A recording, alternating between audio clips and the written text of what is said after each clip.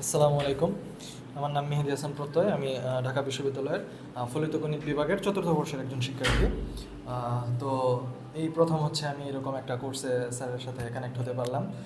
আর এর আগে এরকম কোনো এক্সপিরিয়েন্স নাই। তো প্রথমে হয়তো এত ইচ্ছা ছিল না, কিন্তু হচ্ছে করার পর ব্রেনের যে চেঞ্জটা দেখতে পারতেছি, তো এটা অবশ্যই অনেক পজিটিভ একটা জিনিস। অ্যান্ড আমি সবাইকে বলবো যে এই কোর্সটা করার জন্য, যেহেতু মানে সবসময় হয় কি যে আমরা মেডিটেশন করলে হয়তো তার ধাপগুলো জানি না।